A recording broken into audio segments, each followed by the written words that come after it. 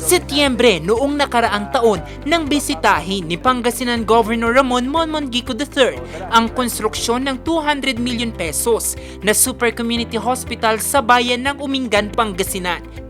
Sakaling matapos, magkakaroon ito ng 55-bed capacity, mga modernong kagamitang pangkalusugan gaya ng CT scan, X-ray at iba pang mga diagnostic devices. 3 mga bayan at 1 kalapit na probinsya ang makikinabang sakaling matapos ang ospital.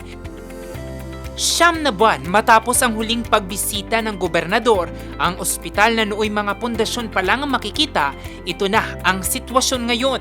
Nasa 90% na kasi ang completion rate nito. We're just fitting out or ini-install yung mga necessary equipment and facilities.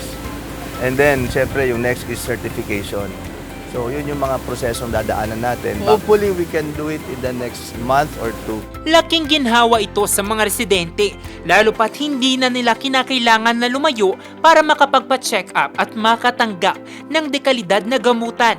Bagay na ipinagpapasalamat ng Umingan LGU. Nabigyan na ng pansin ang bayan namin na matagal nang natutulog at siguro karamihan sa atin ay hindi nyo alam. Hindi lang po dahil dito sa Tour de Pangasinan, pero kung saan tayo mag-uumpisa ngayon, kung saan ako nakatayo ngayon, ang isa sa pinakamaganda, pinakamodern at pinakamalaking community hospital sa buong probinsya ng Pangasinan ay itinayo dito sa bayan ng Umingan at malapit nang magbukas. Kaya sa buong bayan ng Umingan, ipinapaabot namin ang aming pasasalamat sa probinsya ng Pangasinan through the leadership of Governor Ramon Monmongico III dahil ikaw ang nagbukas ng pag-asa sa aming bayan. Patuloy ang pagsusumikap ng Administrasyong Gico sa pagtatayo ng modernong mga pasilidad sa Pangasinan, gaya ng mga ospital, upang matiyak na may mapuntahan ng mga Pangasinense sa panahong magkasakit at maagapan ang karamdaman sa pamamagitan ng dekalidad na serbisyong medikal para sa lahat.